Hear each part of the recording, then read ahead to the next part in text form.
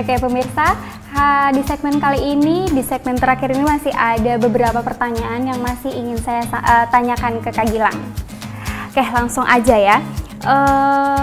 Kembali lagi nih, mau tanya-tanya, ketika kakak memfoto gitu kan, itu objeknya tuh apa aja sih biasanya yang sering kakak foto?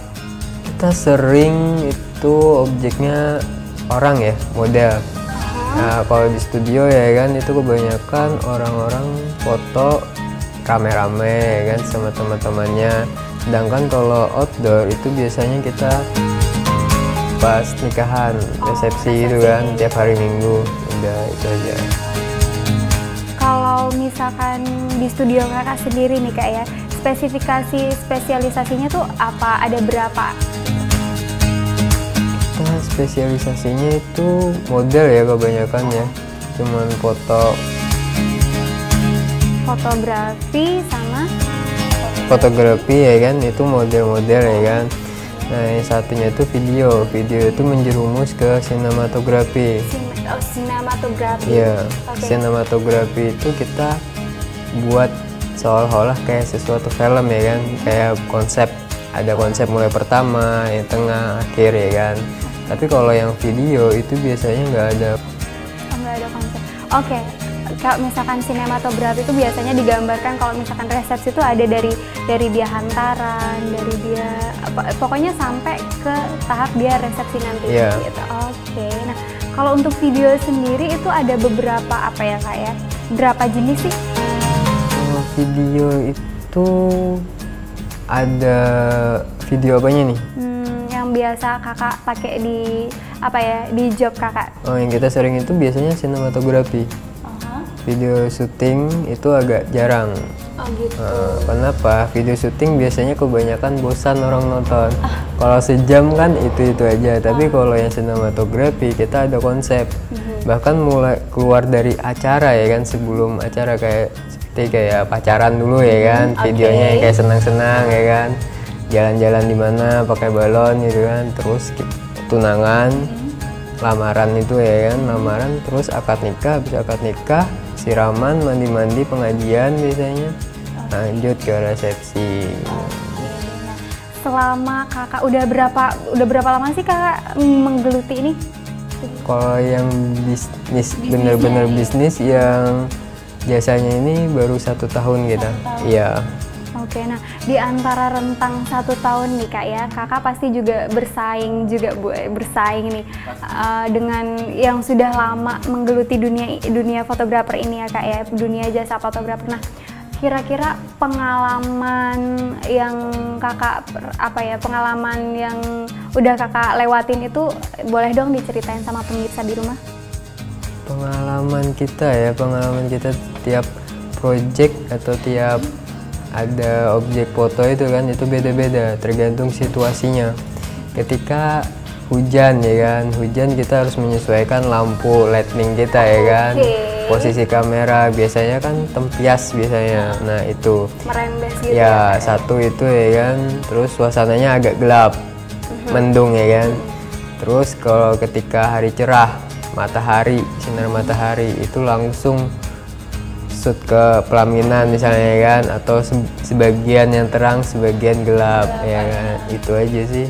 Jadi kita harus menanggulanginya kayak gimana, antisipasinya kayak gimana. Oke. Nah, untuk suka dukanya pasti ada dong ya selama ya, walaupun ibaratnya ini baru ya kayak terhitung baru dalam 1 tahun ini, tapi ada nggak sih sukanya aja dulu nih? Sukanya kita bisa dapat suasana baru ya.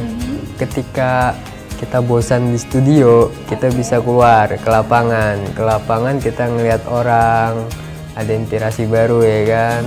Terus objek-objek baru gitu aja. Kalau dukanya oke.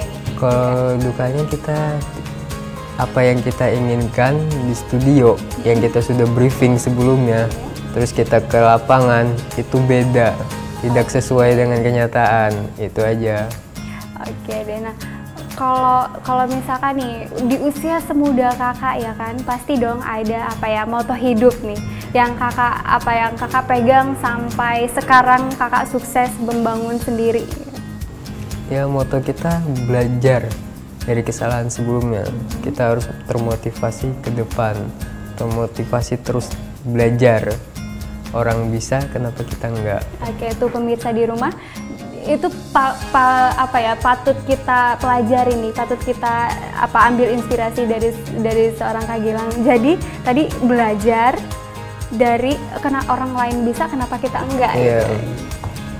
Kak Gilang nih, sosok inspirasi yang membuat kakak suka dengan dunia fotografer ini ada nggak sih? Ada, tapi kita banyak, nggak menonton satu orang aja ya kan. Gitu. Tapi kita banyak kita ngambil dari satu orang ini ya kan, bagusnya apa ya kan, terus kurang bagusnya apa, terus di sisi lain kita ngambil juga. Jadi kita evaluasi nih, kita gabungin buat kita. Gitu. Kita kombinasi kita campurin gitu kan. Jadi itu buat pelajaran kita, gambar objek yang mana. Terus kita saling berinteraksi dengan teman-teman yang lain ya kan, teman-teman yang dulu ya kan, yang sesama fotografi. Oke, yang sudah terjun duluan ya. gitu ya. Oke Kak, yang memotivasi kakak untuk terjun di sini pasti ada dong sosok yang paling great banget nih di kakaknya. Kira-kira sosok inspirasi itu siapa sih Kak? Banyak. Oke, banyak. Ya, kalau dari segi fotografi ya kan, kita banyak nih. Kita ngambil pengalaman orang atau gambar foto-foto orang ya kan, kita sharing, kita tukar sharing sama teman juga. Oke. Nah, bisa dispesifikasikan lagi nggak, banyaknya itu ada tokoh terkenal gitu atau tokoh yang sangat-sangat yang dikagumi gitu? Kalau dikagumin kita nggak ada, tapi kita ngambil inspirasi dari orang-orang yang sudah lama lah. Dari fotografi itu kita bisa ambil, kita teliti nih, bagus dari foto mereka apa aja ya kan.